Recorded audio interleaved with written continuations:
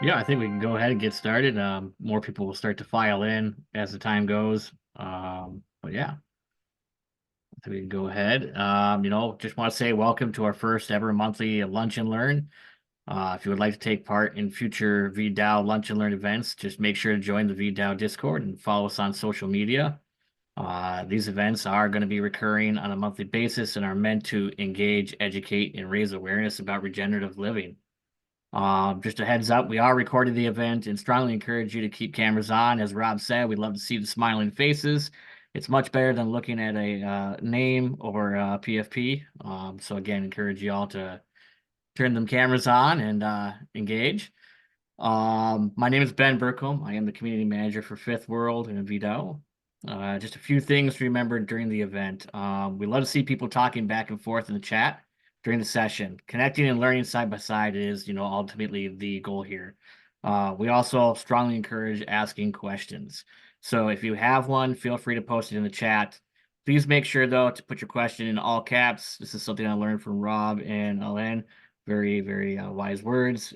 Allows us to kind of filter it out through all the rest of the chat that you guys are having back and forth during the session. And we can pick up those questions a lot easier. There will also be time at the end for live questions when we do start a Q&A phase of today's event. You will be able to unmute yourselves. Before you do unmute yourself, please click the raise hand button at the bottom of the Zoom call, and a queue will begin to form, and we'll call you up from that queue. Once you're called, go ahead, unmute yourself, and feel free to ask Rob or whoever any questions you might have. Before I introduce Rob, I'd like to ask all of you where you're coming from. Put that in the chat as we've been doing so far. Also, add in the chat what you guys are hoping to all get out of today's call and today's event. We'd love to learn what you guys are interested in here and getting from this. Without further delay, allow me to introduce Rob, the man, the myth, the legend, co-CEO of Fifth World. Welcome, Rob. Thanks. Great to be here, guys. Today we're going to talk about how we got here and where we're going, or where we are right now, where we're going, and why the future is way more optimistic than most of the news articles are letting on. So without further ado, I'm going to share my screen and just another, I guess, PSA or keep your cameras on.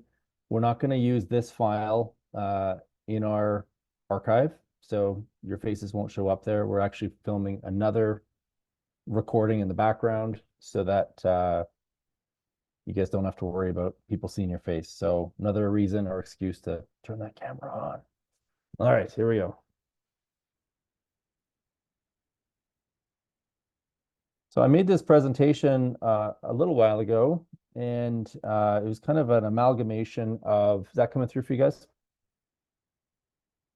Yep, great. I made this presentation a little while ago, and it's an amalgamation of the last 15 years of my studying, and I tried to kind of pick the most important signals, I guess. There's much more to this. In fact, I teach a 2-week course, which really only just scratches the surface. So this is a scratch within the scratch. I think it's really important to, in any system, when we're diagnosing a problem, is to spend, and in fact, it's not even my thinking, this is Danella Meadows' thinking. She talks about the importance of observation within a system. And so human civilization is one of the most complex systems that I can think of.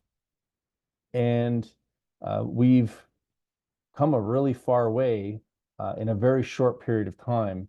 And with every year, the complexity of our systems has increased, which just reinforces the need to spend more time in observation and testing. And we used to teach all of our programs in person, and I'm not going to give it away in case you ever come to one of our in-person events, but we used to teach this alien game where everybody would basically have one rule that they would have to follow within the game.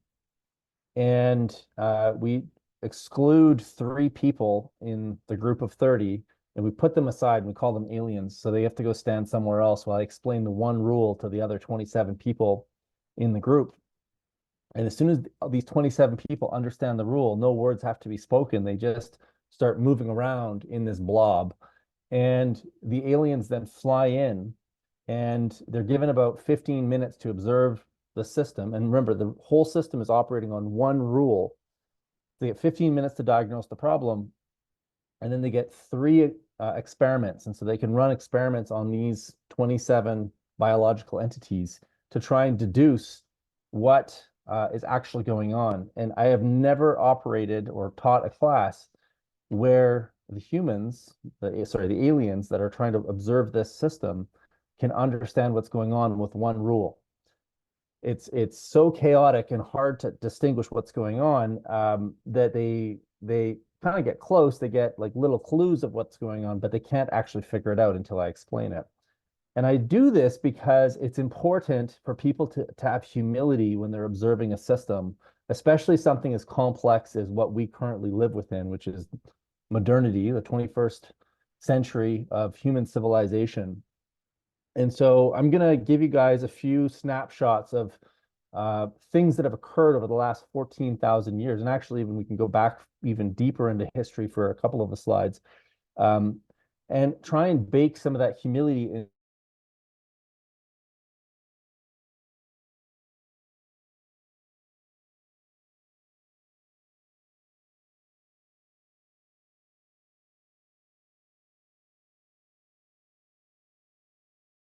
Are the way that they are, and then we're going to pull up just before we hit the ground and our plane explodes, and bring it back into more of an optimistic ending. And you'll see that having this pre-understanding of this knowledge of how we've gotten to where we are right now is so important, so that we can plot the right course out of this nosedive that humanity seems to be in right now. So stick with me till the end, and try and look at this through the lens of objectivity and trying to understand and diagnose the pieces of a system so that we can collectively, as a DAO, start to solve this problem.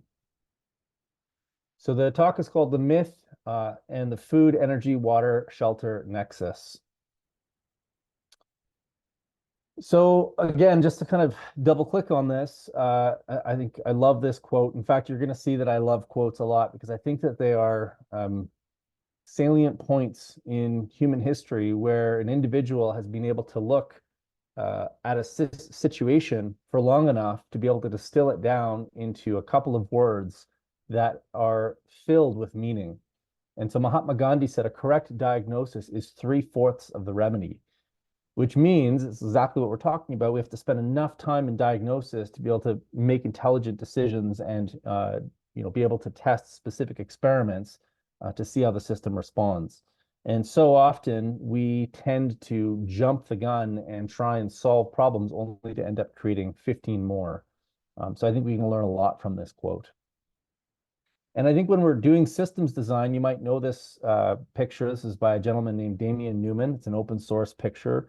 I actually have a picture. I have a version of this, a high definition version that I've been meaning to print for a long time and put it on my wall in front of my computer. But every system, every design, every consultancy that I take on looks just like this. And so you start off at the beginning and you end up in this mess of chaos. It feels like a washing machine.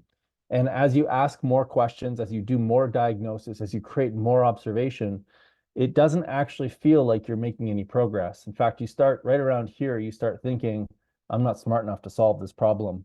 Or if you're working with a client, they start questioning whether you're smart enough to actually solve their problem. But you keep persevering, and eventually things start to kind of mellow out. The perturbations start to become less sinuous, and you come to a conclusion. And this is the process that we're in the middle of right now. And then when you get to the end of this, another problem arises and you start right back at the beginning again. And so half of solving a problem, or 3/4 of solving the problem, is getting the diagnosis right. But the other big chunk of that is having the confidence that that you've got the right process to be able to resolve this. And so this is another one of my favorite quotes: is process is more important than outcome. When the outcome drives the process, we will only ever go to where we've already been. If process drives the outcome, we may not know where we're going, but we'll know that we want to be there. And for me, this is exactly what permaculture is about. This is exactly what Web3 is about. Web3, when I look at it from my permaculture lenses, are a bunch of people saw that we needed new rails, we needed new pipes, we needed new wires. But they didn't necessarily know exactly how all those pipes, wires, and utilities were going to be used. But they knew that if they created the right conditions for life to thrive, for diversity to thrive, for creativity to thrive, that the right answers would show up. And so when we're thinking about designing systems for ourselves and for others, we want to be less focused on the outcome that we want and more focused on the process. And if we have the right tools and techniques, then we'll end up getting to where we want to be, even though we don't necessarily know where we're going. And I'm pretty new to the crypto space. When I think about the DAO, the VDAO that we're creating as a group, this quote for me is the embodiment of the VDAO, is that we know that there's hyper complex problems. I don't necessarily have the answers. Mark doesn't necessarily have the answers. I'm sure Ben does, but he's, a little bit resistant to give them to us. And so if we collectively come together as a group and create the right processes, tools, and rails, and work together as a collective of minds, I know that we can come up with those solutions. And so it's about setting the right infrastructure and the right processes and allowing that creativity to flourish. The Fall from Eden is really an allegory for our transition from hunter-gatherers to an agrarian society. Before the fall, we lived in utopia free of artificial constructs. And so I think it's really important to kind of ground ourselves in a bit of history before we dive into how we've gotten here, because I think when we think about prehistory, the time before we started actually writing history down, humans have actually been around, and there's different theories now that are floating around and new ones coming out all the time. Some people say 100,000, some people say 200,000. And I saw a recent article on Reddit saying that they found DNA that might indicate that humans have been around for close to 1 million years. And the history that we have written down is really the dawn of the agricultural revolution, which is really only between 12 and 14,000 years old. And I think it's important that we try and uncover how humans lived before the agricultural revolution, because I think there's really important pieces of information that we can draw out of the past and bring into the present in order to kind of ground ourselves in how the operating system of planet Earth actually works. I think it behooves us to figure that out, because I think it's pretty clear that present day society doesn't actually understand how the current operating system of our planet works. And we really have to get clear on this pretty quickly, because I'm not as bullish on Mars as Elon Musk is. I think we need to figure out how we operate on this planet before we really start investing the precious resources of this planet into trying to colonize other planets that are basically just desert dust balls. And so most peasant farmers and herders who constitute the great majority of the world's actual food producers today aren't necessarily better off than hunter-gatherers. Time budget studies show that they may spend more rather than fewer hours per day than hunter-gatherers do. And so when we look back in history, and I'm talking about long history, the hunter-gatherer tribes that archaeologists like Jared Diamond study show that they may have actually only been spending a fraction of their week going and collecting resources in order to stay alive. And so we kind of, I love this quote as well, we smugly assume that the tallest humans to ever grace the earth, sorry, that we are the tallest humans to ever grace the earth. Quite the contrary. The Cro-Magnon people living 30,000 years ago were about our size and 10% more muscular. Hunting, gathering when food sources were abundant was an exquisitely healthy lifestyle. And it was also a lifestyle full of leisure. And I think that this is why we have this lazy gene inside of us, is because fundamentally our bodies know that work is just a failure in design. And so something transitioned when we went from hunter-gatherer to agrarian. And we're going to talk a little bit about that as we go a little bit deeper into this. And so one thing that strikes me, and I think that this is kind of where the gravity of climate change and all of this news comes into play, and some of the messaging that's trying to be beaten into us through all these different media sources, is that we live in an absurdly stable period of sorry, let me say that again.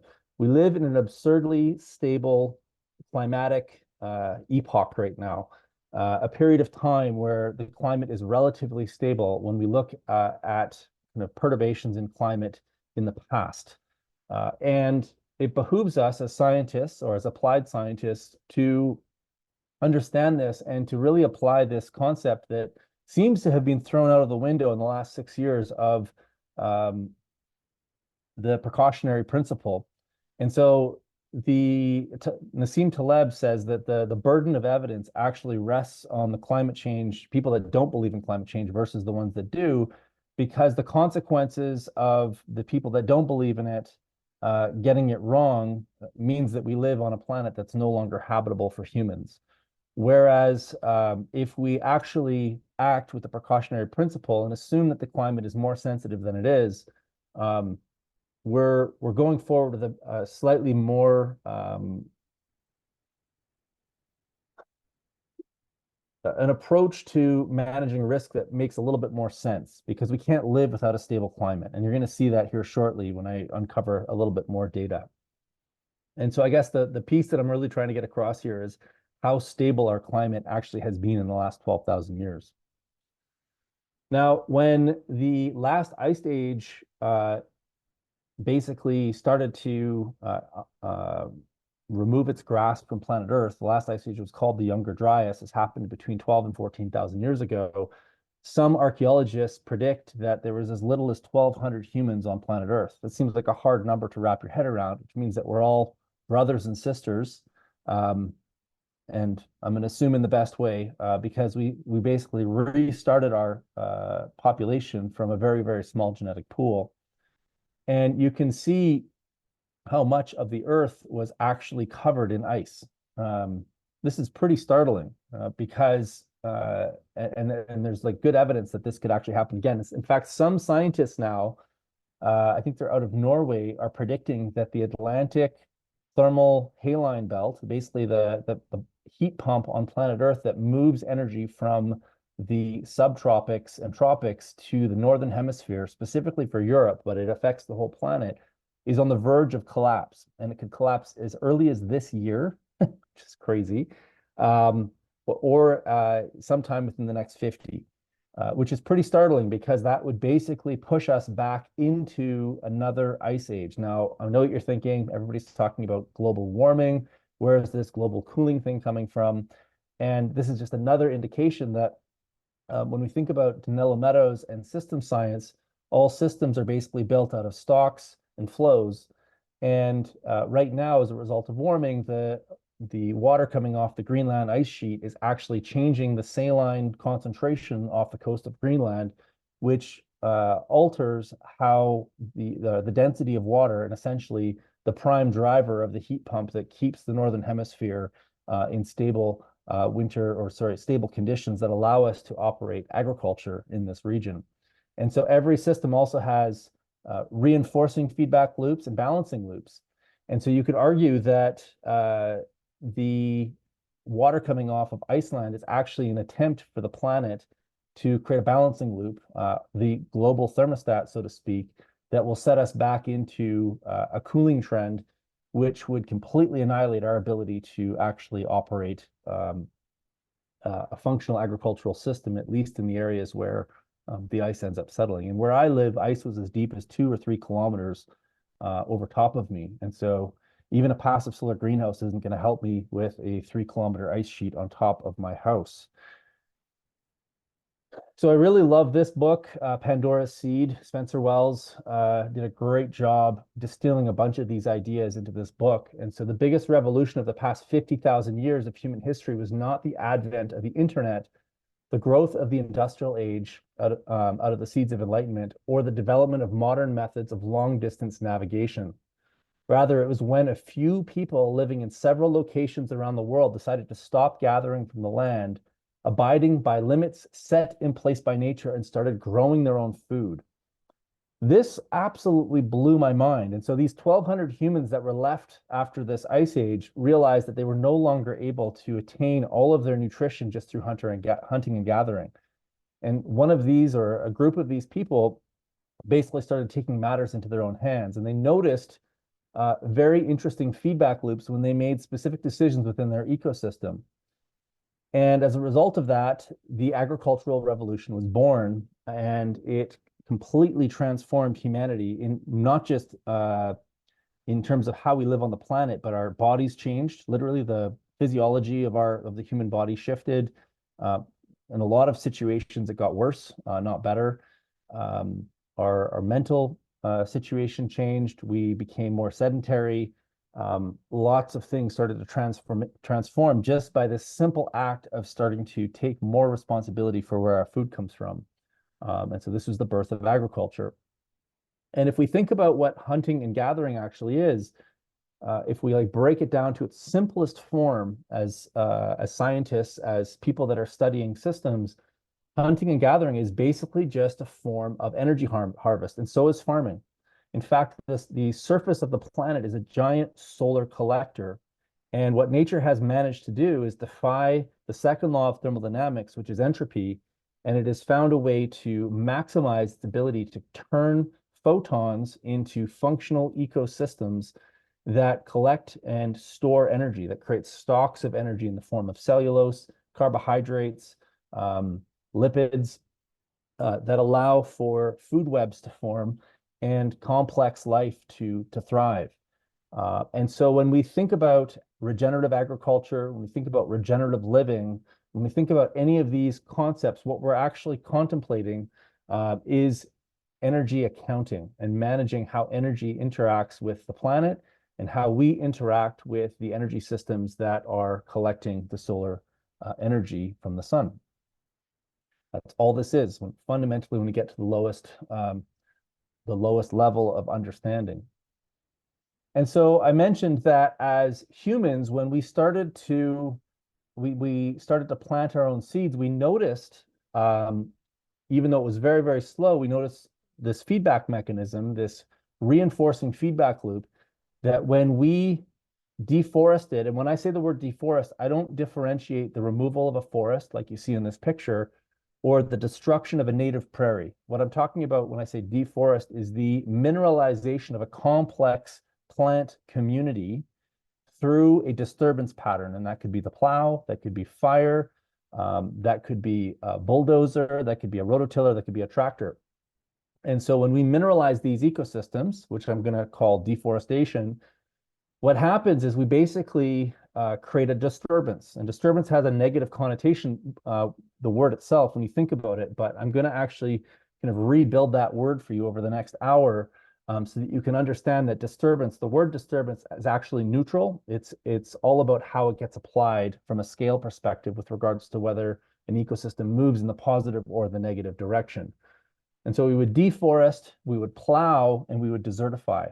Now we noticed that when we deforested and plowed for a period of time, that as a result of vitamixing the soil or creating this disturbance pattern, that we actually ground up all the microbes, all the life, whether large or small, in the soil, which then released nutrient, because bacteria is predominantly just amino acids, proteins, and proteins are built out of nitrogen building blocks.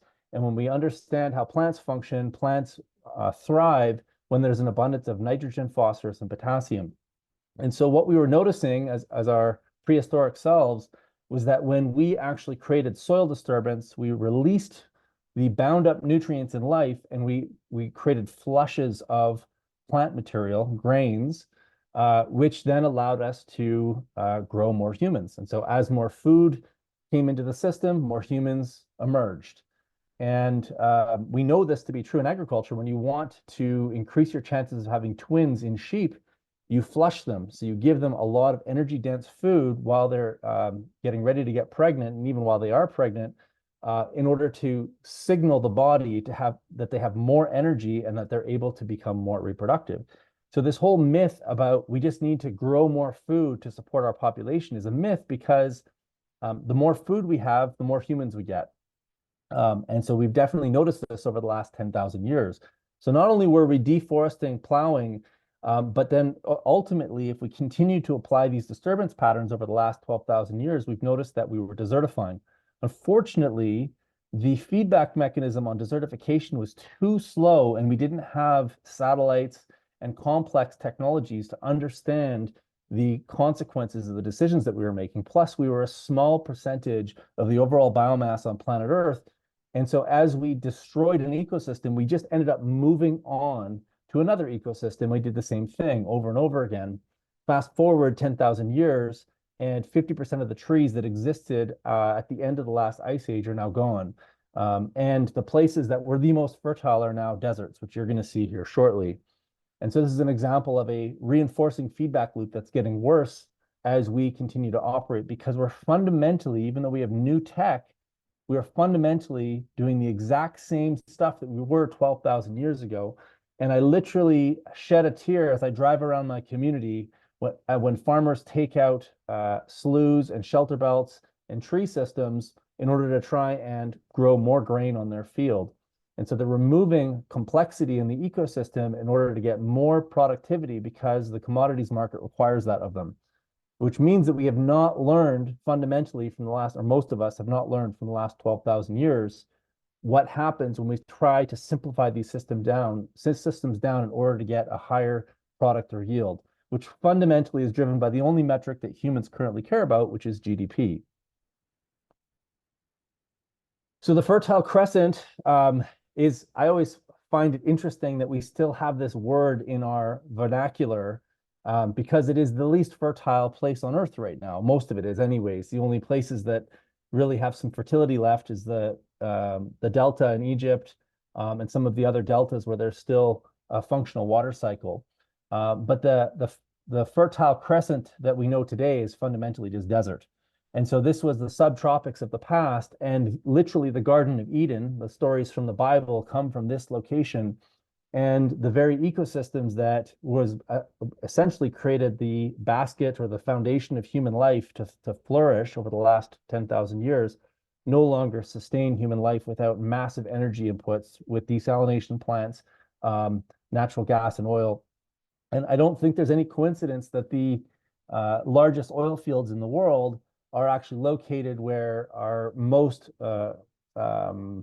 productive plant systems were over the last couple 100,000 years, maybe even millions of years, probably millions and millions of years actually, when we think about the fossil fuel industry. And so I find this a little bit ironic, and I think it's a warning sign, and something that we can keep in the back of our mind as we think about what is the next Fertile Crescent? Is it North Africa? Is it the Midwest of the United States? Is it the steppe in Canada or in Siberia?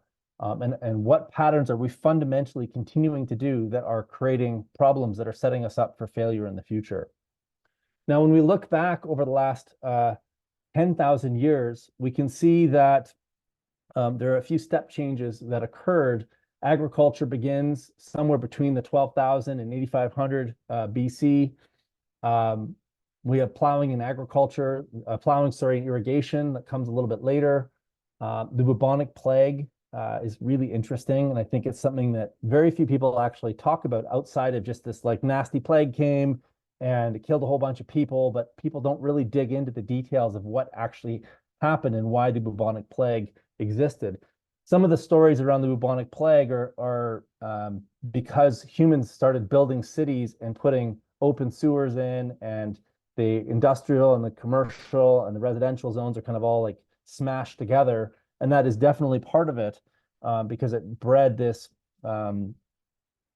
uncleanliness that allowed rats and other vermin to basically thrive.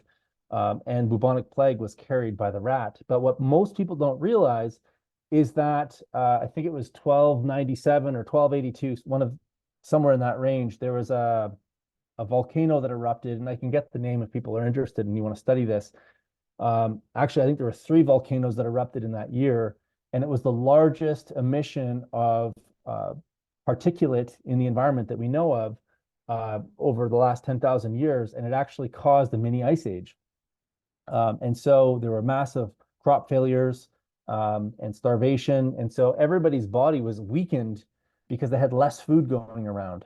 And so it created the perfect breeding ground for a bacterial plague, and ended up knocking the human population back quite a bit. And the reason I think that's so interesting is that we live in this fairyland right now where we think that technology will overcome everything that we do, and that we are not susceptible to volcanoes and aerosol ejections into the atmosphere. Somehow we've kind of evolved beyond that. But fundamentally, if we had another series of volcanoes like this, what's crazy is that we are literally walking in fields of black swans right now. So a couple of them that come to mind is we reached peak grain output in 1986 per capita. There's about 18 months of food on planet Earth at any given time. And that's just one of them that comes to mind. And so you throw a 1 or 2 or 3 year solar dimming event into the gears, and all of a sudden, this modern version of humanity is literally brought to their knees. Now, shortly, at least in geologic time afterwards, the Industrial Revolution begins, and with that, all sorts of new innovations start to emerge. And so Justin von Liebig ends up figuring out how to synthesize, the first person in the world to synthesize acid. And so as a result of being able to turn ash from the salt brush in the desert, and when the salt brush in the desert is burned and ash is formed, that ash can then be turned into an acid, which then allows us to create soft rock phosphorus, or phosphate, sorry, which is a water-soluble version of phosphorus. And we start seeing the ability to control the macronutrients that go into agriculture. And so this was an enormous technological breakthrough that fundamentally changed how humans operate on the planet. And this basically birthed the barrel theory of yield, which is what we're still operating on today. And we're now finding out that yield is actually more nuanced than this theory. But when you look at conventional agronomy, we still fundamentally use these ideas. And so that the amount of yield a field can produce is limited based upon the limiting nutrient that's available to the specific plant. And so as you solve each of these nutrient deficiencies, your yield goes up, essentially. And so by adding nutrients to the field, the water level, which is yield, can increase. And so this is a very reductionist approach to managing yield. And there's definitely truth in this, but like as I said earlier, it's more nuanced than just adding water-soluble nutrients to a system. So in addition to kind of unlocking our ability to manage nutrients in an agricultural way, we also discovered fossil fuels, coal, oil. Watt invented the steam engine, which was able to turn stored energy in fossil fuels and basically build a form of a heat pump, which was a steam engine, in order to do work. And now all of a sudden, our agricultural and our industrial pursuits were no longer bound just by our ability to put labor to productive use. Otto invented the gasoline engine, the Otto cycle, and Diesel invented the diesel cycle. And so now all of a sudden we had new technologies emerging that could take energy and put them to productive use, which was another massive step change in how humanity operates. And most people don't realize this because the majority of our civilization are completely energy blind, meaning that most people have zero understanding of how energy works and how ubiquitous it is, ubiquitous to modern civilization to operate, because everything that we do touches oil, or oil touches everything that we do. In fact, 1 barrel of oil, 50 gallons, 200 liters, has about 25,000 man-hours of labor. And at current market prices, that roughly turns into about $0.004 per hour deployed. So basically, we can think of oil as embodied labor, and the cost of deploying that labor, even though we think $86 a barrel, which I think is what it was today, is expensive historically, when we look at it for the work that it does, it's actually very, very inexpensive. And there's this kind of myth that we're going to suddenly, transition over to electric cars and all of a sudden it's going to solve our oil woes. But if you look at this barrel, what you'll notice is that every barrel of oil produces a certain fraction of every one of these petroleum outputs. And so you can't just process a barrel of oil and not get the gasoline. And so we fundamentally have to understand how to create this energy transition that we're in. And I believe that we can do it. I don't think I could authentically operate in fifth world if I didn't, but it's not going to be just put electric cars on roads. It's going to be a little bit more complex and a little bit more nuanced, as we're going to find in all of the answers that we're seeking right now. I think this is really important because, as I said at the beginning, this is about the energy, water, food, and shelter nexus. Oil touches our shelter, it touches our food, it touches our water, and all of these things are very, very closely linked. And so when you pull the lever on energy, it pulls all the levers on everything else that we do. So energy in early tractors multiplied our labor pool. So now all of a sudden we weren't just stuck with using horses and animals to create traction. We all of a sudden could take control of the amount of labor that we were putting into agriculture. And this was shocking because, I mean, fast forward to today, the amount of energy that we consume on the world would be equivalent to adding another 400 billion humans into the system if we were going to translate oil into human labor. So now we had the ability to add additional fertilizer to our fields, and we had the ability to add an almost unlimited amount of labor into dumb machines. I use the word dumb because they're not because they were dumb machines, but because they don't have computers in them. And so all it allowed us to do is push more material faster with less humans. So now one human could operate a much, much larger piece of land, which did a couple of things. It changed our feedback mechanisms. It changed our ability to connect with nature. Obviously, there's a lot of noise and a lot of smoke. And so it's fundamentally started to change our relationship with the very land that we were working. Now, in addition to engines and phosphorus, the Haber-Bosch process was invented. This is the same gentleman that, maybe I shouldn't use that word. I don't know, it's very controversial to connect Haber and gentleman together, but he also invented the chlorine gas of World War II. So he was a very intelligent or smart chemist. Unfortunately, chlorine gas was not a very good use of his intelligence. Although we still use that technology today in herbicides, pesticides, and chlorinating our water systems, but obviously it was used for much more nefarious purposes in the wars. As we had the ability to turn natural gas into nitrogen, we also had another step change in productivity because now we could supplant the nitrogen and phosphorus that the microbes were providing and bring it into a water-soluble form, which allowed us to have a step change in food production again. And so you can see that world population ties very closely into our ability to put nitrogen on the land. And in fact, some scientists have said that 50% of the proteins in your body are directly linked to synthetic nitrogen made with the Haber-Bosch process. And so you can think about the opposite of that as well. If we run out of natural gas or the ability to generate nitrogen fertilizers, are we in deep trouble? And I'll give you a quick answer to that. The answer is no, we're fine. But we have got to create a paradigm shift if we're going to actually fundamentally move back to a more natural nutrient cycle. And that's going to take some time and some education. Now, this wasn't all bad news. As we had the ability to bring in fertilizer, synthetic fertilizer in tanks, people, again, another story people don't really remember because it was so long ago and most of us were not alive then. I would actually argue that nobody probably on Earth was alive during this period, but it's called the Great Horse Manure Crisis of 1894. It's kind of cut off a bit there. And so before we had engines and before we had fertilizers, everybody drove around on horses. And so the car was a huge technological improvement, which solved all sorts of problems because now all of a sudden you didn't have to manually haul the manure out of cities. You didn't have flies everywhere nesting in this manure. The cities didn't stink of horse poop.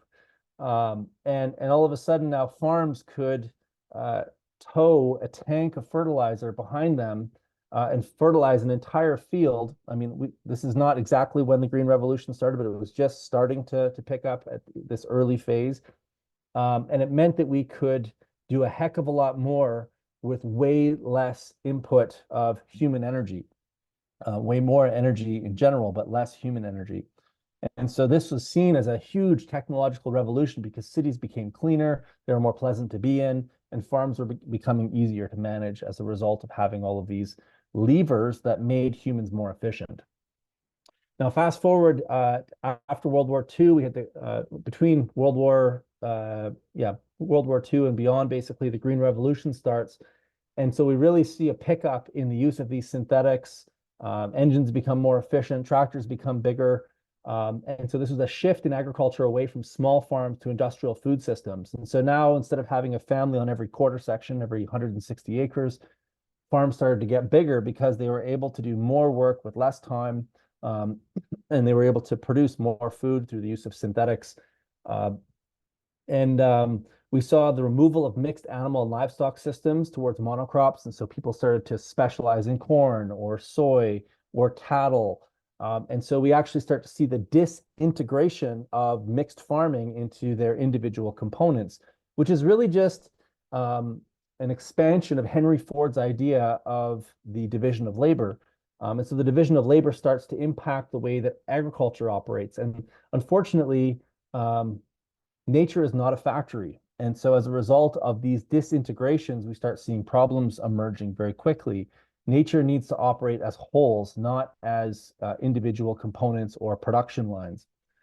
So this allowed the replacing of human labor with machines and herbicides, and it increased soil erosion, biodiversity loss, ground and surface water contamination. And so now for every ton of grain we produce in North America, 7 metric tons of soil is eroded into the ocean, which is why we have, one of the reasons we have dead zones growing all over the world is the result of treating ecosystems like factories. And we started having alarm bells. And so Rachel Carson wrote The Silent Spring. The real wealth of a nation lies in the resources of earth, soil, water, forests, minerals, and wildlife. And people started to question, at least for a period of time, whether the approach we were taking was right. And this was, I believe she was the primary reason that DDT stopped being used, at least in the Western world. But there's pretty good evidence that that DDT then got shipped off to Africa, which some people say was a technological boon for people living in Africa to manage malaria. But obviously, there's other consequences of using chemicals like DDT. And yet we still continue to use chemicals. And this, for me, is one of the things that causes the most cognitive dissonance, is that we've somehow come to a conclusion that it is a smart idea to spray the food that we're going to eat with neurotoxins, hormone disruptors, and other chemicals that have massive implications on our gut microbiome. I think this is one of the most powerful places that DAOs can actually play, because it opens up the possibility for decentralized science, which is science for the people, by the people, as opposed to science that drives a specific kind of commercial outcome and creates a case for doing things in a specific way.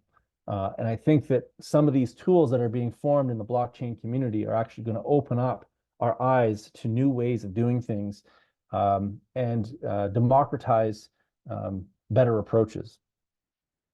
We knew this a long time ago. Franklin D. Roosevelt said, "A nation that destroys its soils destroys itself."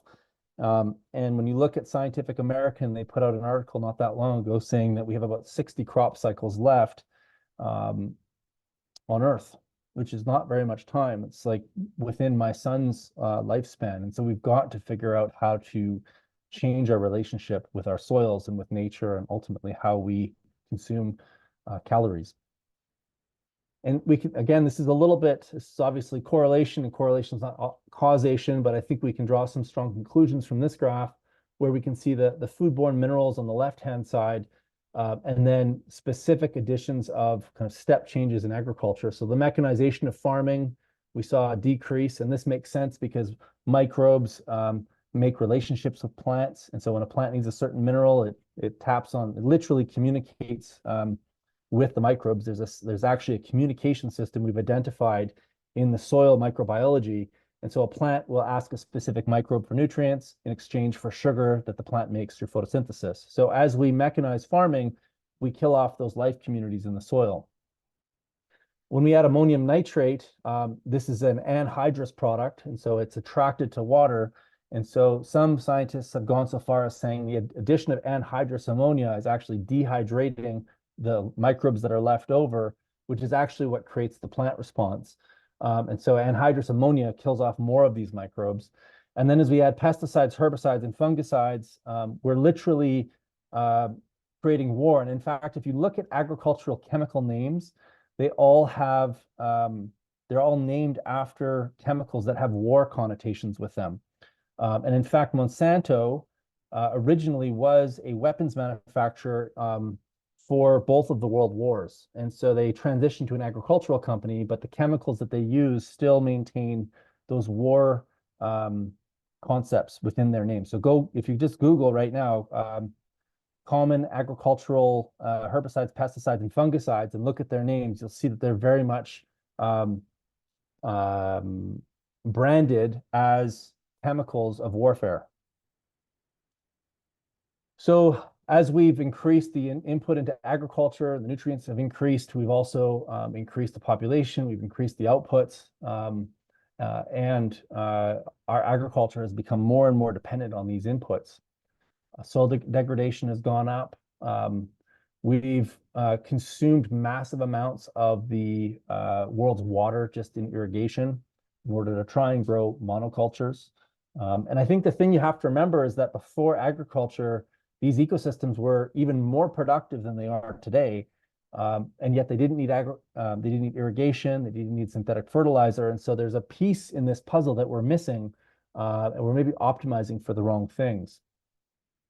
One of the ways that this all operates, and I won't necessarily go into it all today, I have a whole other presentation that could take 45 minutes called The Story of Soil. But when we look at how soil functions, it actually is not a linear system. It's a web. It's actually a series of relationships and systems that reinforce each other in order to optimize for power. And you're going to see what I mean here in a second.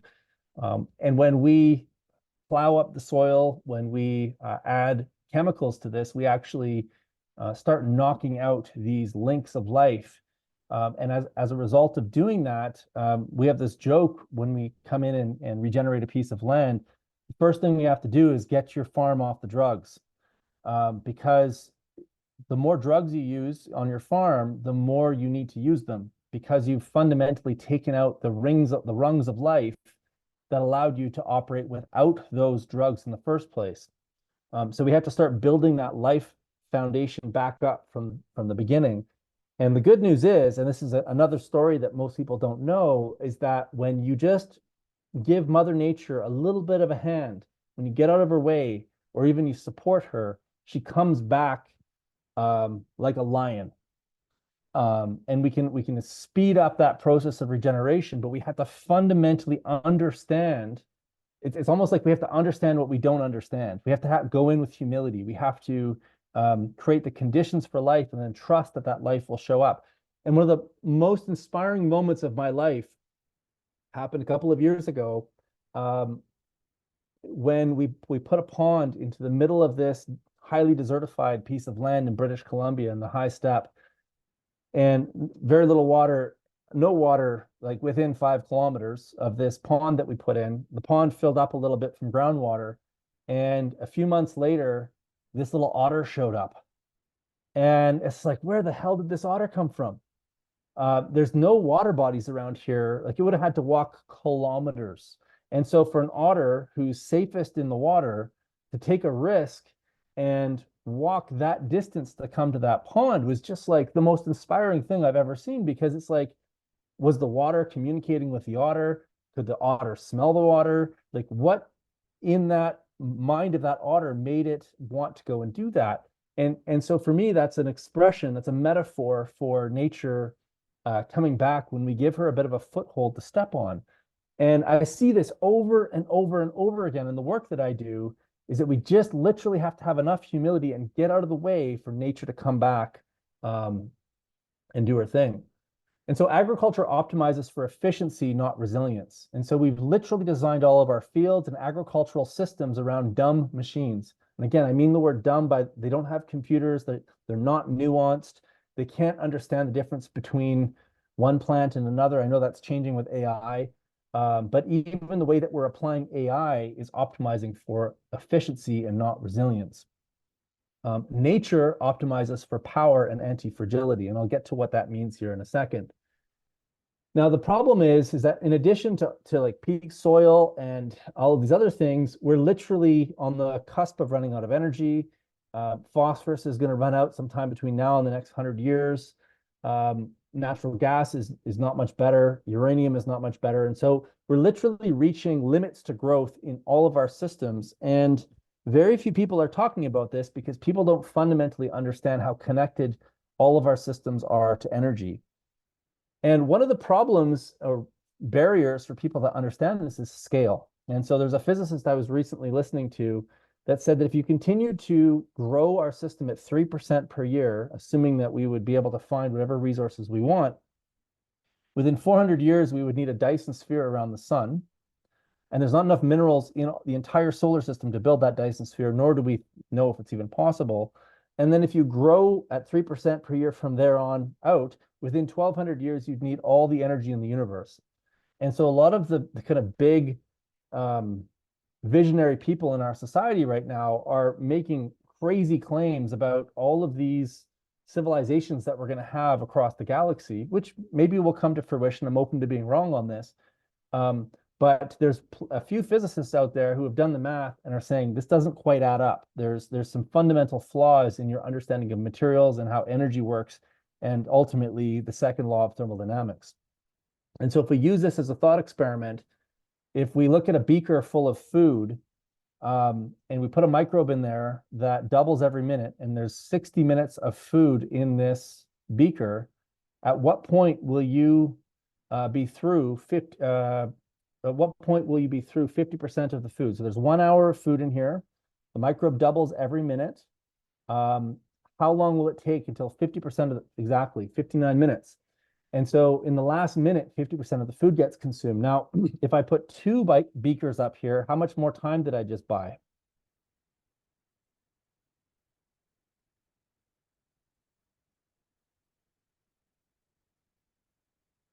One minute. Perfect. Okay, and then if I want to get one more minute, how many more beakers do I have to add after that?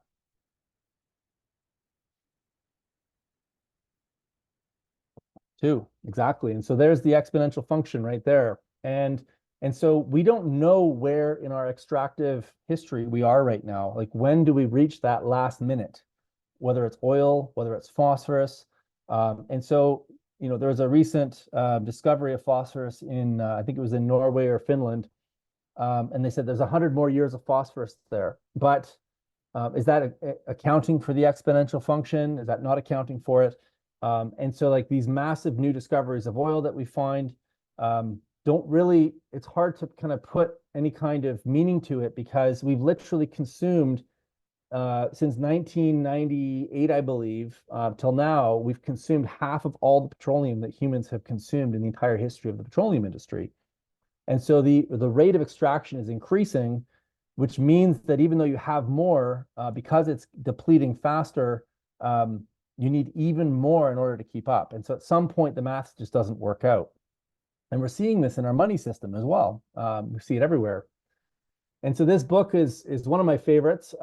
Each of us have the equivalent of about 120 energy slaves working for us 24/7.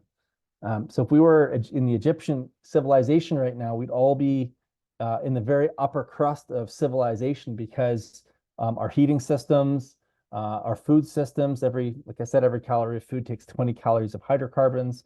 Our air conditioning systems, our vehicles, all take huge amounts of energy in order to come to us. City water systems consume close to 30% of the annual energy budget in a city, just to get water to you and allow you to defecate into drinking water. And so this is a real problem. Our houses cannot maintain themselves without massive energy inputs, because we're literally using fuel that can make steel to keep our houses warm to 21 degrees Celsius or 72 degrees Fahrenheit. And so we have a misunderstanding and a misappropriation of energy into the wrong things. We have to change our relationship with that. Our survival depends upon it. So I'm going to just play a video for you. I just got to stop my share and make sure that I clicked the sound thing here, because I think this will help to illustrate this. Oh, here we go. Share sound. Okay, perfect.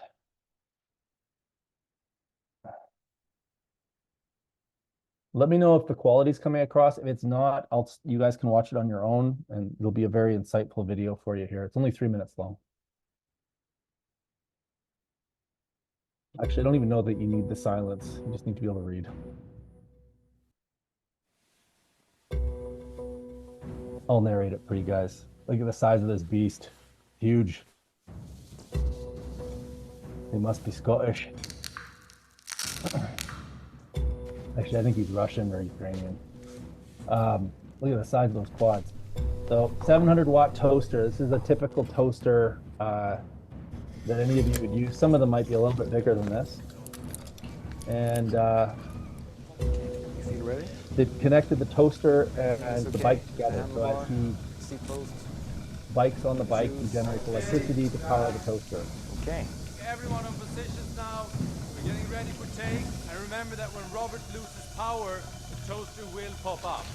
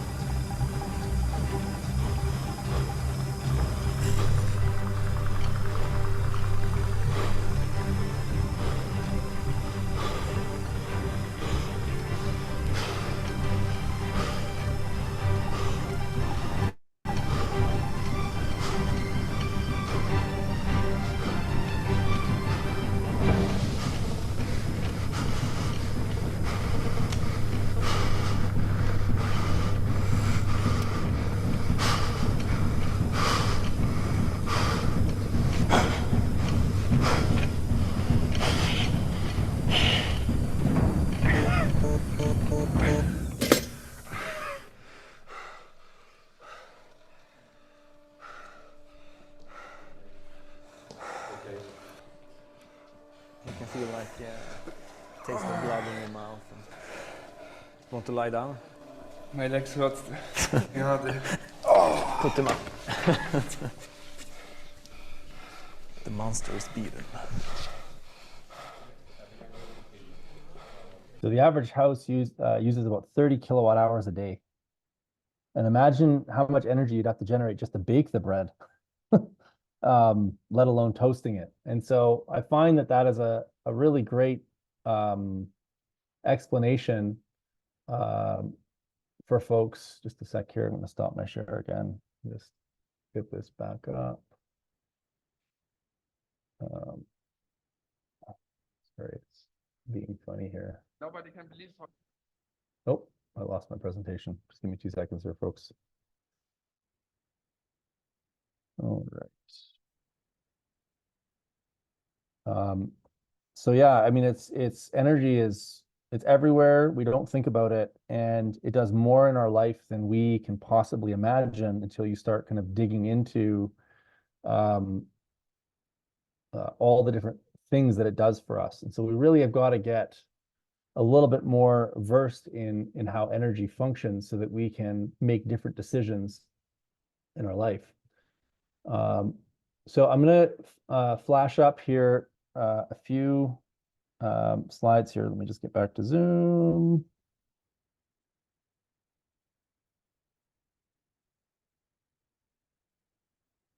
Yeah. So when we look at just a couple of second here, is that coming up for you guys? Good, thumbs up. Okay. When we look at some various engines out there and how much energy they consume without us even kind of contemplating it, what I did one day is I've got this 6 kilowatt array on my farm, and I parked all the engines on my farm that I could think of in front of it to compare them. And so a chainsaw is 0.125 horsepower, 0.1 kilowatts, or 1 human. A zero-turn lawnmower, which is what I'm on, 25 horsepower, 18.6 kilowatts, or 186 humans. Side by side right here, I think that's 440 cc, 26 humans, 19 horsepower, 190 humans. This old 1950s tractor that we use all the time, 52 horsepower, 38 kilowatts, 380 humans. Honda Fit is 950 humans. My Honda Pilot, 1,860 humans.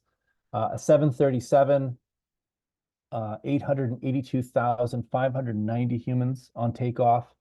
441,295 humans while they're cruising at 30,000 feet. And my solar array is only 60 humans, yet it's quite large. And so we don't think about energy in terms that we can actually understand because we use these weird units of energy that they're kind of inhumane. They're difficult to like relate to. There's my house right there. We've got 220 humans to operate that. One of our investors, 210 to operate his farm. And this is one of the properties I'm most proud of. This is one of the most energy efficient homes in North America. It's a passive house, and this house operates on 34 humans. So you'd literally need 34 humans still with this really energy efficient house in order to keep it at room temperature,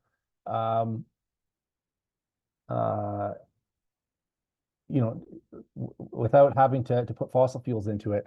Now, having said that, this home, even in -40, will never go below 0. So worst case is you just put a sweater on it here.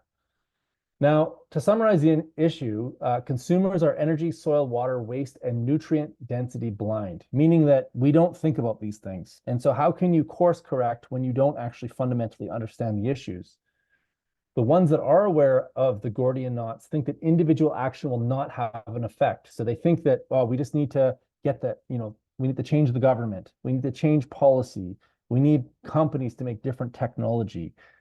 We at Fifth World fundamentally don't believe that. We believe that the solution actually comes from the bottom up, and we have data to prove it. I believe that there will be top-down solutions as well.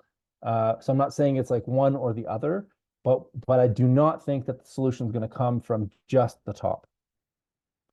And I also, one of the things that we do when we educate folks is that we make them aware that the small things that they do on a day-to-day basis actually have enormous consequences, positive consequences. There's a lack of commercialized options available, or options that are available, or the options that are available are too expensive. And so, so when we think about solar, for example, it's difficult for people to kind of grab a hold of that. And so sometimes there are technologies that are available, but it's difficult for people to get access to them. But there are very, very much lower hanging fruits that you can engage in that don't require huge investments. And then there's a lack of feedback in the system. So people don't understand the consequences of their actions. So when you use water at home, you don't realize that you're drawing water out of a reservoir, and that there are consequences to that. And so we need to increase feedback. So when people overcome their blindness, they make change. There's lots and lots of science that indicates that bottom-up solutions actually have enormous positive consequences. There's huge opportunities to ride these liabilities and make options available. And so we can look at the liabilities in society: waste energy, waste heat, any kind of stranded asset essentially can be another opportunity in the system if we just look at things in a slightly different way. And when consumers get dashboards, they have constant feedback of the decisions that they make and their behaviors change. And so there's a great example of power companies that started posting the amount of energy their neighbors used. And if their neighbors were using less energy, they gamified the power bills and people started using less power. So people are not inherently destructive. They just lack feedback. And I really love this guy. He's written a lot of great books. One of my favorite is What Technology Wants. And he says the future will be shaped by optimists. And so we have to understand the problems, but we have to also work towards solutions. We can't get stuck in the problem space. In fact, when we get stuck in the problem space, all the blood flows to the croc brain in the back of our head. We need to get out of the fear-based space, and we need to understand the problems, get out of the fear space, and let the blood come back to our prefrontal cortexes, which is why we need to be solution-oriented, because that's where the solutions come from. So the tragic reality is that very few sustainable systems are designed or applied by those who hold power. And the reason for this is obvious and simple: to let people to arrange their own food, energy, and shelter is to lose economic and political control over them. We should cease to look to power structures, hierarchical systems, or governments to help us and devise ways to help ourselves.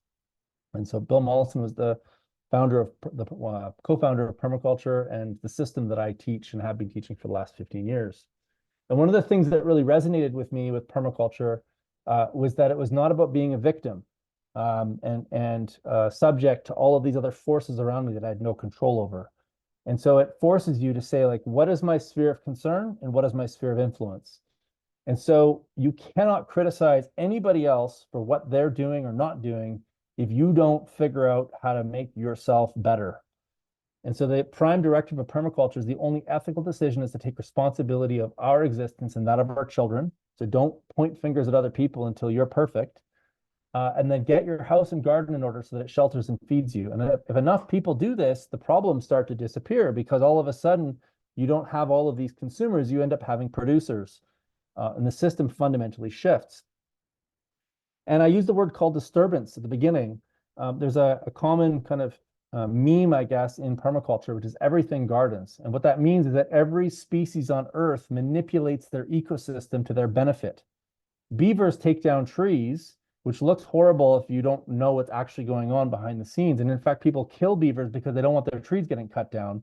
But if you fundamentally knew what the beavers were doing, the act of them cutting down trees and blocking up streams and creeks increases the background biodiversity by up to 28 times.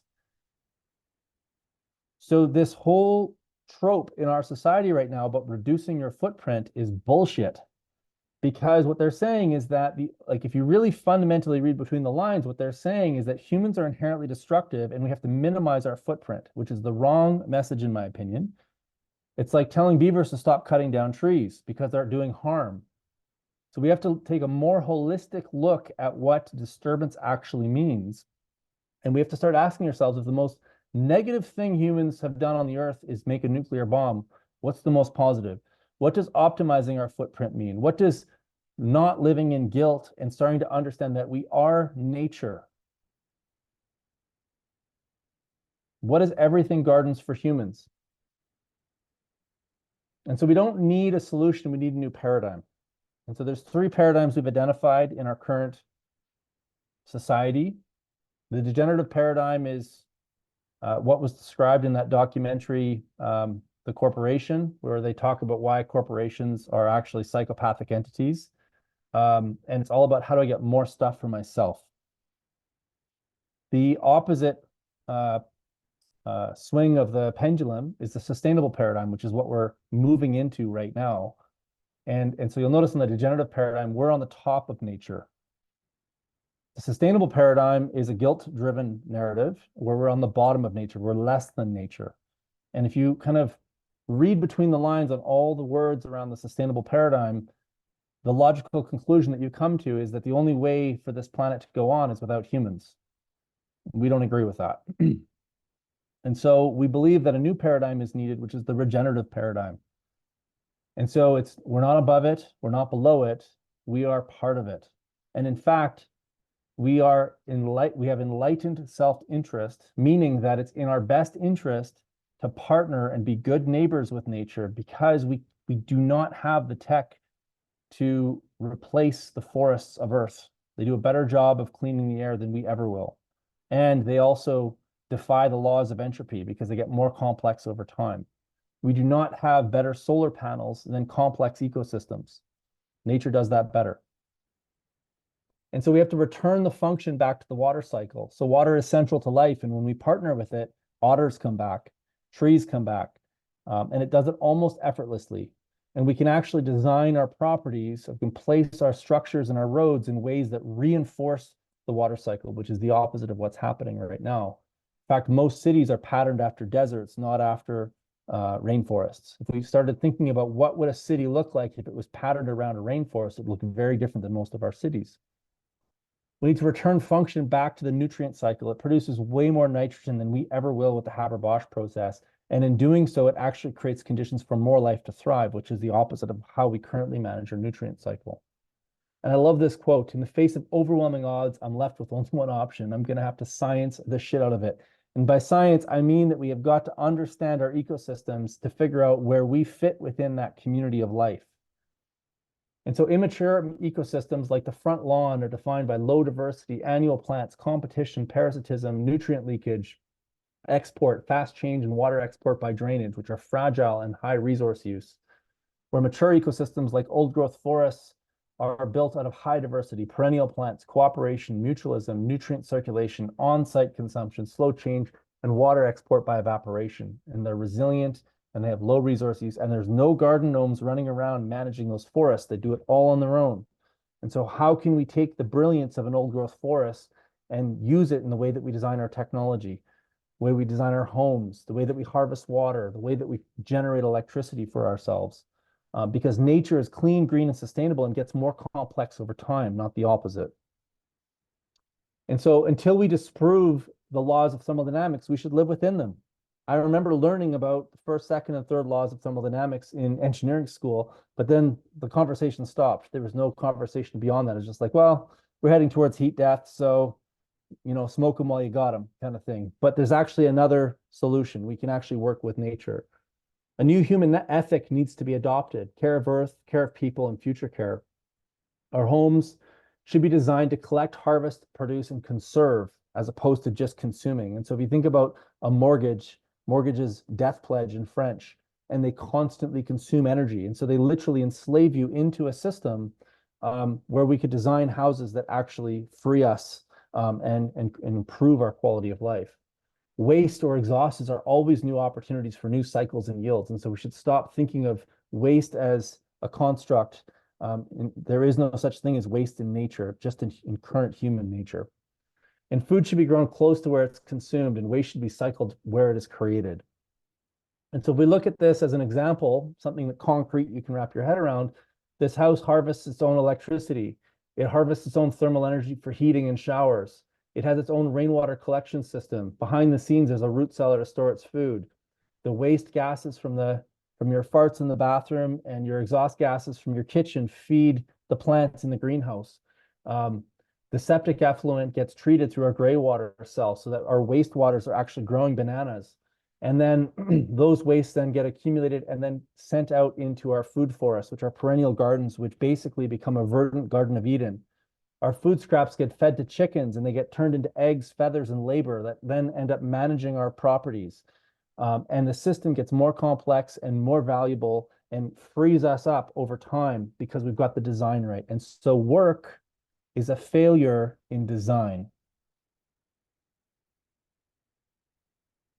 One of the most fun projects I've ever worked on, this is the same really low energy house that I designed. We had a passive solar greenhouse.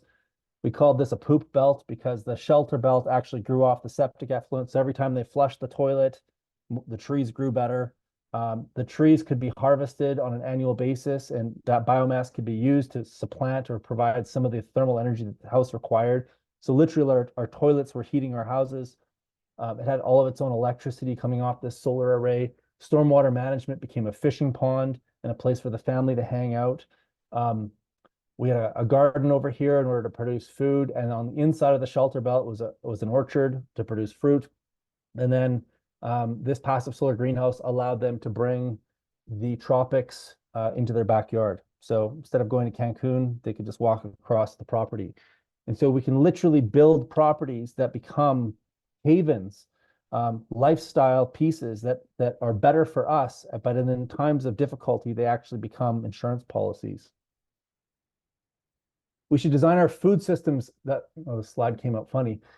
We should design our food systems that maximize power. And so nature basically is trying to capture every photon that hits the earth, which is why we have multiple layers in a forest versus a monoculture in a field. This is the fundamental operating principle that Howard Odum figured out. He's the father of the ecological engineering movement. And so we should maximize power in all of our ecosystem functions. This is where our food comes from. Nature can show us the way. We don't have to reinvent the wheel here. We should design communities that collaborate. So imagine living in a community where people agreed with these ideas. This is one of the fundamental principles of the VDAO, and this idea of a regenerative living movement. Bill Mollison said that a people without an agreed upon common basis to their actions is neither a community nor a nation. The people with a common ethic is a nation wherever they live. And I believe that humanity is ready to embrace this concept and to shed the shackles of the old models and start living in a more collaborative and conscientious way that recognizes that people that work with nature are actually very self-interested individuals and not the opposite. And so there's three myths that I think are really valuable to understand. Myths give us a lot of information around our past, and we can use them as tales to make sure that we avoid problems into the future. And so the Sword of Damascus was a story of a king that recognized how fragile his situation was, and the sword hung over his head, held up to the ceiling with a hair of a horse. And one of his friends asked if he could, wished that he had the power and wealth of him. And Damascus literally gave the throne to this individual because he didn't want the sword hanging over his head. And so this is a myth of fragility. And we have built a civilization around fragile constructs that at any small perturbation, those systems fall apart. And we saw that in COVID. The myth of the phoenix is a myth of resilience. And so resilient systems are indifferent to volatility, but over time they will degrade. And so a sidewalk is a great example of this. If you chip a sidewalk, it still functions as a sidewalk, but over time it'll chip away into nothing. And the myth of the Hydra is the myth of anti-fragility. And so when you cut one head off the Hydra, you get 5 more in response. And so when we think about our human body, when we think about ecosystems, these systems are fundamentally anti-fragile. When we create the right amount of disturbance, they get stronger. If you put too much disturbance into them, they get weaker. And so we can think of these 3 myths in terms of how we design our houses, how we design our cities, how we design our communities, how we design our financial systems, how we design our food systems. The thing is that when we get the design wrong, we expose ourselves to black swans. And so black swans are fundamental in humanity. When they happen, they fundamentally change the course of history. They're unpredictable and they're massive in scale. So Fukushima was an example of one. The thing is that we can't predict when black swans are going to occur. All we can do is we can understand whether or not our systems are black swan prone. And so if I asked in the chat right now, if our food system was fragile, resilient, or anti-fragile, what would you say? Fragile. What about our money system? What about our water systems? Okay, and so the only thing you can say about a system, because black swans are unpredictable, is that if all the things that you depend upon in order to have a high quality of life are fragile, then that means there's black swans lurking. And we can't ever predict what thing will actually fundamentally set that system off balance. But what we can say is that if the food system stopped functioning tomorrow, because every city has about 3 days of food in at any given time, it's going to be a really big problem for you. And so our job as designers and system scientists is to understand how we can intervene in that system to move it from a fragile state to a resilient or anti-fragile state. And ideally do it in a way that doesn't end up harming us. So having a year's supply of food is a great example, because by buying bulk, you're probably going to eat better because you're not eating all that crap from Uber Eats and all the restaurants that are filled with sugars and polyunsaturated fats. You're going to have to cook from scratch. You're going to buy in bulk, which means you're going to get a better deal. And then in the event that the food system collapses, you've got a year's supply of food. And if everybody had a year's supply of food on Earth, then it doesn't matter that there's only 18 months of grain in our stockades at any given time, because now there's 18 months there, plus everybody has a year's supply of food. And so we're in really good shape. We're able to take a giant aerosol ejection from another volcano because we've collectively as a population have got 3 or 4 years of food, and all of a sudden all those fears that we had disappear, and you ended up saving money and getting healthier as a result. And so that's called an asymmetric option. And we can do that in our energy, water, and shelter systems if we get the design right. And so what I'm arguing is that over specifically the last 150 years since the advent of fossil fuels, we've gotten lazy to the point where I say that architects and engineers don't know where south is because they orient houses in the wrong direction, because the sun can give you 50% of the energy that you need on an annualized basis just if you get the orientation of your house right. And we can use examples like that throughout every system. And so this is the most inspiring thing I've ever heard in my life. And Buckminster Fuller came up with this concept of the trim tab. And so if you think of those giant tanker ships that are moving through the ocean, they're really, really heavy. They have a huge amount of momentum behind them, and they have these rudders on the back of the ship that steer them. But the thing is that because they have so much momentum, there is not a shaft big enough on the rudder to actually have enough strength to displace the water to make the ship turn. Okay, so the rudder itself and the shaft that the rudder is connected to doesn't actually turn the ship. Most people don't know that. And so there's this thing on the trailing edge of a rudder called a trim tab. And so when the captain in the ship is steering the boat, the only thing he's actually turning is the trim tab. And so this is a really, really tiny thing on the back of a rudder. And so when the trim tab moves, what it does is it creates a low pressure zone right here. And this little tiny tab actually pulls the rudder to the direction that actually turns the ship. This to me just like blew my mind. And like on Buckminster Fuller's tombstone, he says, "Call me trim tab." And so the point of this is that we don't need governments and massive corporations to make these changes. Each and every single one of us is a trim tab. We create low pressure zones when we start growing our own food, harvesting our own energy, having dinner parties and getting together and celebrating things like delicious food, teaching other people how to take care of themselves. And so our call to action is for Fifth World anyways, our Fifth World call to action is to create the tools and resources, rails, and public goods, especially in this DAO, to facilitate trim tabs like each and every single one of you to go out and create low pressure zones and create a better way of living for other people to follow. If we do that, we will succeed. But we'll only do it with massive numbers of people creating low pressure zones in their own little communities to turn this ship around. And so where to next? This is my inspiration. This is what inspires me every day. These are my two little kids growing up in our garden, learning where food comes from, happier than pigs and shit. And they still actively work within the garden every day.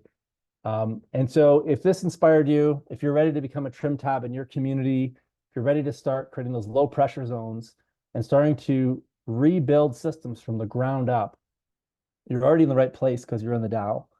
But if you want the tools and techniques and ways of thinking about it, we have a permaculture design certificate starting on May 30th. I'll be teaching it. And we go through all the individual pieces from start to finish that help you to design your regenerative life today. So anyways, I know I went a bit over time there. I have some time for questions if folks want to ask anything about any of these concepts.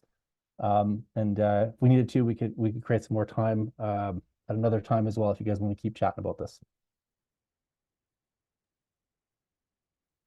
Yeah, so I just want to invite everybody to go ahead and ask some questions. I did take some questions down during the while Rob was presenting, but I'm going to go ahead and allow you all to unmute yourselves. I just ask that again you make use of the raise hand function, and that'll create a queue. So you can do that. We'll do a bit of a mix here in terms of question taking. We'll do some live ones where people can unmute themselves. And then we'll do some ones that were written down. One just popped up here in the chat. Melissa asks, will there be any in-person meetings for the next PDC? Yeah, actually, we're doing a hybrid course. So we're doing 1 week online, and then we're going to meet in person, I believe in Calgary, to do the second week in person. So there is an IRL experience in real life.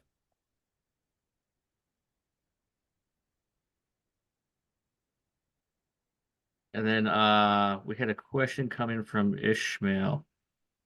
How do we live in a way that supports creating old growth where we live?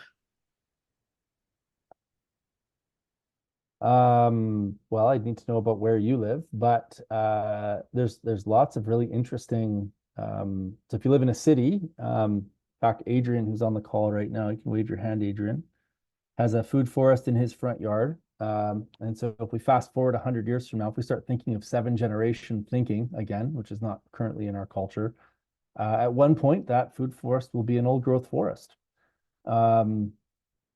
So that's in a city, and Calgary is actually kind of cool because they have public food forests and orchards all over the city, which is kind of cool. The Seattle is getting has a 15-acre food forest called Beacon Food Forest.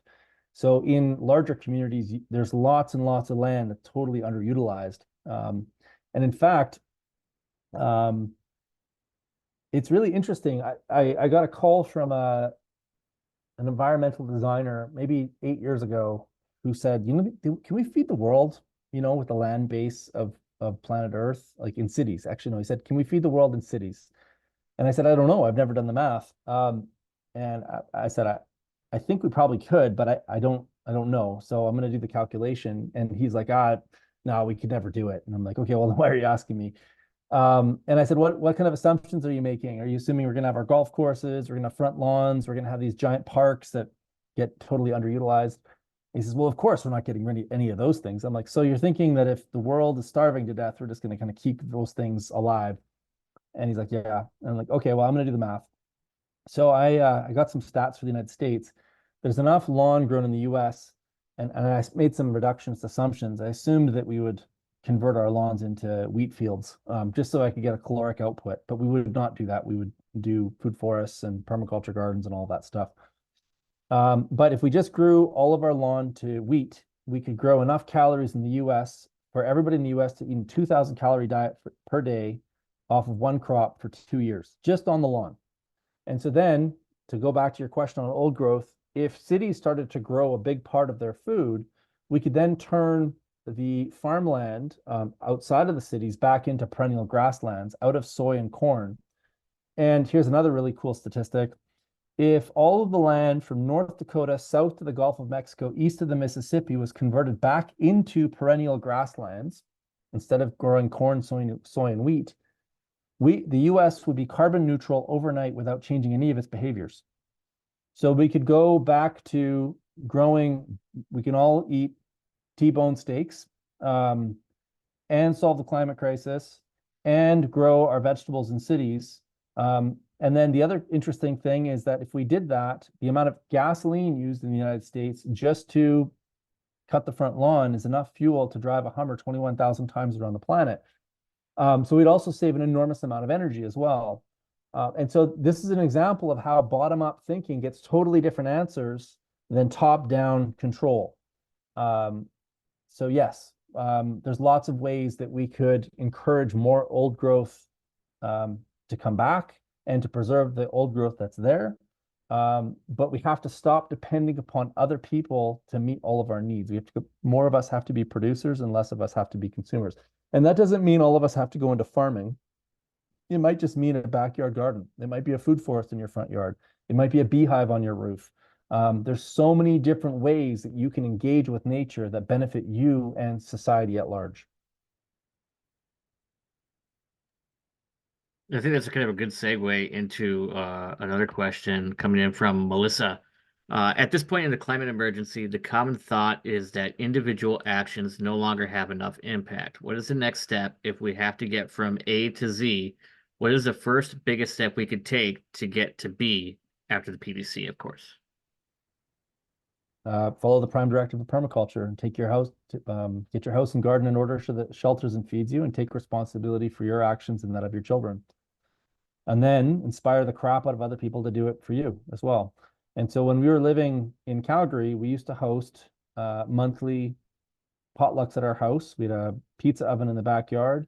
Best way to inspire people to grow their own food is to get them to pick it out of your garden and put it on a pizza that they then shovel into their mouth.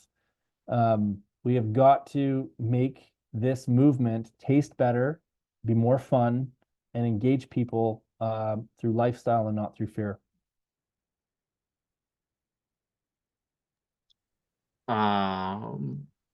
Another question from Ella. How do we communicate with each other to generate support and community?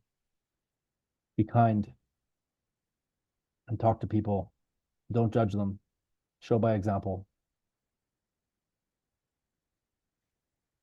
Gardner asks, is there a list of where food forests in urban, semi-urban locations exist? Is there an ideal surface area required for a public good community food forest? You can make a food forest out of one tree and a bunch of shrubs. So, I'm reading this paper right now, actually. Its title is Restoring the Earth's Damaged Temperature Regulation is the Fastest Way Out of the Climate Crisis. Cooling the Planet with Plants is the Way. And it's all the science around how trees fundamentally change weather. We've been debating this for the last 50 years, and there's another paper now that's just come out to confirm our suspicion on this. Plant trees everywhere. And ideally, plant things that feed you, so you don't need to rely on apples coming from New Zealand. Let the people in New Zealand eat the apples that produce in New Zealand. And then there was one more question that I have written down here, also from Melissa. This had something to do with something that was said earlier. How does Spencer Wells fit into indigenous practices? Is he specifically talking about Europe?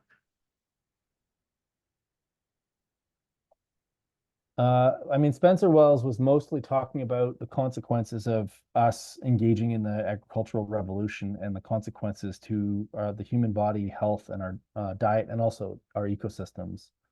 So I'm not sure. It's been a long time since I read his book too, so I'm not sure how it necessarily. I think he was just comparing. Oh, sounds like Natalie might have an answer. Go ahead and unmute yourself, Natalie.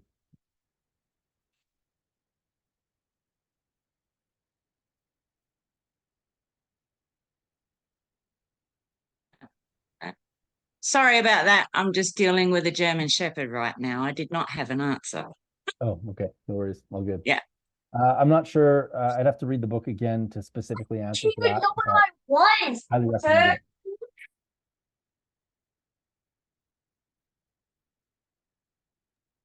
I think that's all I've got so far for written down questions. Again, if anybody has any questions they'd like to ask live, we definitely encourage you to go ahead, raise your hand, and fire away.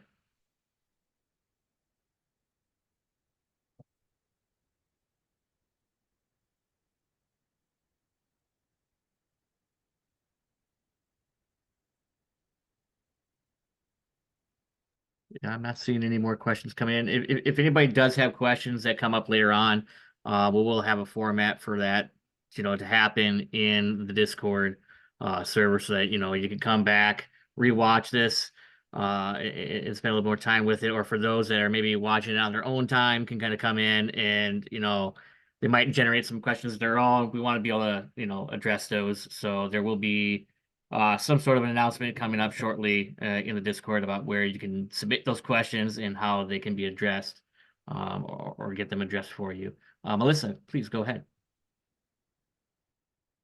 Thanks. I just wanted to know, because I've done the PDC and I wanted to do some of those in-person sessions, how would I audit that? How would I register to audit that? There will be a separate registration for past PDC students that want to do the in-person backend. So just stay tuned to the website for that. Thanks. Yep. Looking forward to connecting with you. I have a maybe slightly random question. Sure. Thanks so much for the information, Rob. It's a really good vibes. Tracks super hardcore. I find myself very curious about the other nerds that I'm here in the call with, though. So, like, what is the more appropriate forum to interact with these nerds and get to know who else is sort of down with this action that we're gearing up for? Ben, Alan, do you guys want to talk to that? Yeah, I can touch on it a little bit, at least on my side of it for VDAO. Yeah, definitely get involved in the Discord. We have the ability, if you're looking to contribute, there's a channel on the Discord server called Apply Here, which will be an informal process that will put you in contact with Chris, and he can help you along with that. Other than that, following us on, socials, and just staying active in the Discord and being active in the community is really, a good way uh to connect with others that are, obviously in the same sphere and the same space and are well aligned with the mission.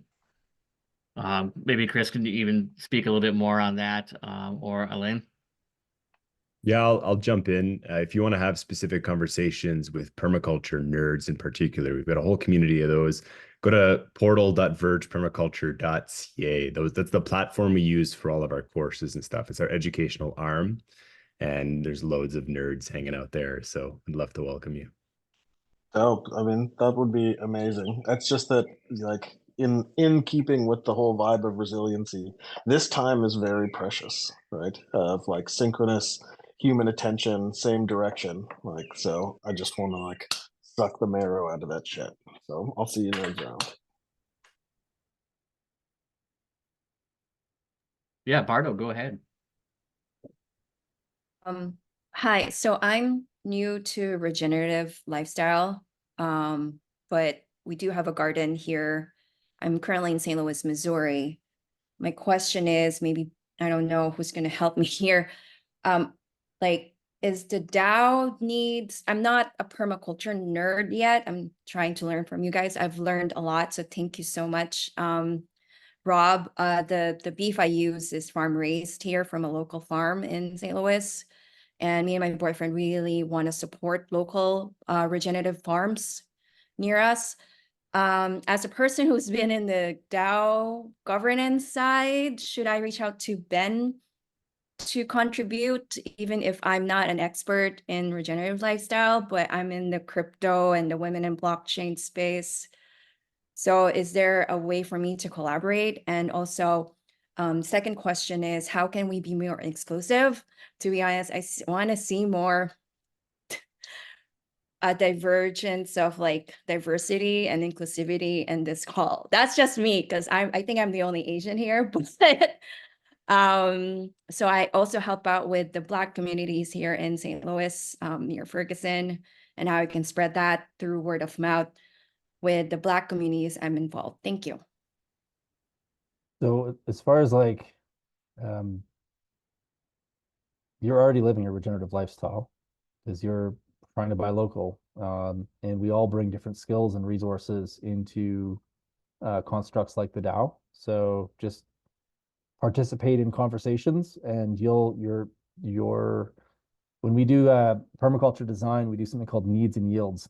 And so everybody has needs and everybody has yields. And a good system designer has the ability to connect those needs and yields together, and then watch how those systems evolve. And that's all the DAO is. It's essentially just a system that has tools and resources to create meaningful connections between individuals that have creative ideas to solve prescient problems. And so you're already living a regenerative life. You're in the right community of individuals. And as far as the second question, invite them in. If you're working in those communities, we don't, we're colorblind. We want everybody here. And in fact, Fifth World operates all over the world with every race, or not every race, but a lot of races right across the planet. We are an inclusive community, and the only way to get more people in is to invite them. So bring them on. We would love to see everybody that is interested. The only criteria that we have as a group is we want to work with people that want to regenerate the planet in a generation. So I keep saying 2047 is our end date, because that's when I'm gonna, well, hopefully I won't be dead by then, but I'll be at the end of my career anyways. So it better be regenerated by then, which means we need everybody. So if you're into regeneration by 2047, come on, bring it on. And just to add to that, I think in terms of the DAO side of things, you can reach out to either me or Chris. Both of us are a good source to help you get onboarded. If you're looking to be a contributor, it sounds like I would go through the process that is currently available in the Discord server, which is the Apply Here channel. It's a rather informal process. It'll get you connected with Chris, and you'll have an alignment call. Again, very informal. for the second part of your question, the thing that I really like about DAOs is that a DAO is made better by the variety of people that are in it and contributing to it. We all kind of adjust or have problems that are a bit unique to us, and to have everybody's inputs involved are going to build solutions that fit, are more likely to fit everybody than rather having top-down solutions that are, supposed to be a one-size-fits-all. So would love to connect with you on figuring out how we could onboard more individuals that are probably underrepresented in the space. And yeah, I would love to have a call and talk about that and see how we could make that work.